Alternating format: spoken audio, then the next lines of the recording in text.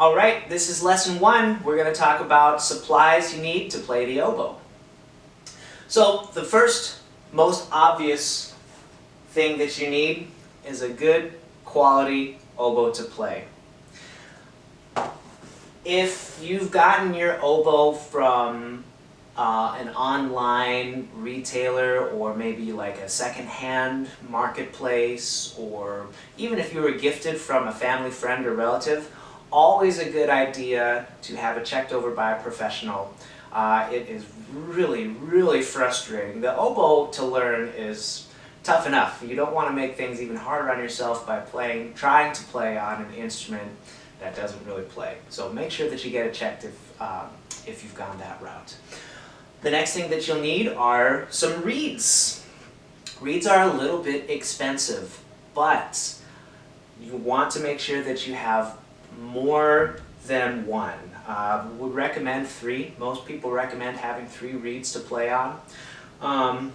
Reeds are a huge piece of the puzzle of the oboe, and you want to make sure that you are protecting them, that you're protecting what you've invested in.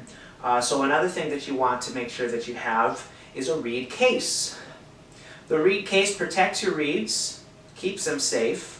Oftentimes, when you buy a reed, it might come in a long tube that's airtight, and if you can imagine something that is airtight and you're putting something that is moist or damp inside that airtight container, you probably can guess that you're in danger of letting that reed get moldy a little bit, which is gross. So make sure that whatever reed case you go with, that it's not airtight, that you're letting the reeds breathe, and that most of all that they're staying safe in a case when they're not being used. You can't play on a dry reed. Don't even try. So just like other reed instruments, you need to soak it. Now, when you soak your oboe reed, unlike the clarinet and the saxophone, you really should not soak it in saliva. It needs water, not saliva. In addition to having your reed, you also need to have a little cup. And really, any cup will do if you want something that's permanent and probably better for the environment. Make sure a reusable cup is good. If you want to just use Dixie cups, that's fine as well. But one option that's really great is if you have any old pill containers laying around. Very inexpensive. In fact, if you go to your local pharmacy, they'll probably give you some just for free. Also, if these drop, they're plastic, so they won't break. This is the one I use only because it means a lot to me. And I was in 3rd grade, and this was my favorite hockey team. They won the Stanley Cup that year. So we had a lot of memories together. Anyway. Next thing you need is some cork grease. If you are a clarinet player or a saxophone player that's transitioning over to oboe, you already know about this. But cork grease is what we use on our cork. Whether it's putting our instrument together, or actually, the thing that you will learn is oboe reeds have cork on the bottom as well. This is called the cork, or it's also called the staple. And sometimes to get this into the oboe, we need to apply just a little bit of cork grease to make it move easier.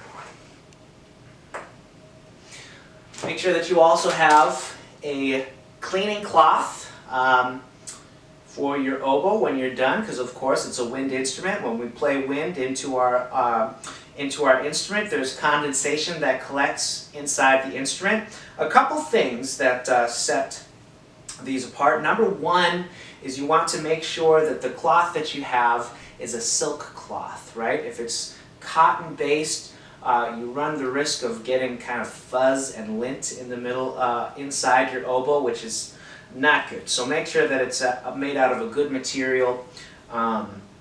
You want to also look to make sure that it has a weight on one side, that you can drop it down the oboe, and then on the other side another kind of a tail, just in case this should get caught. It's good to be able to grab it from both sides. We'll talk more about that when we talk about disassembling your oboe. Finally, you want to have a tuner. The tuner that I have is just an app on my phone. If you have a personal device, you probably can download one of these very easily. The one that I have is the Tonal Energy Tuner, but there's also some free ones that are available. It's important to be able to have a tuner because in the beginning stages of the oboe, we often want to make sure that the pitch that we are playing is the correct pitch. It's important for the development that we are in the right spot. It's important for our embouchure development that we are playing up to pitch.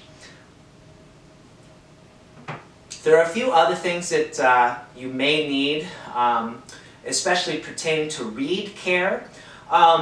We are actually not going to be covering reed making and reed scraping in this video series. If you are interested in that, I'll link some really great videos and tutorials on that as well. If you are just a beginner, the most important part is learning how to play the oboe, the embouchure, the technique. Reeds are, of course, essentially important to oboe playing, but we want to get you started with the fundamentals before that. So, those are the first supplies you'll need as we begin our oboe journey. We'll see you again at the Oboe Dojo for Lesson 2.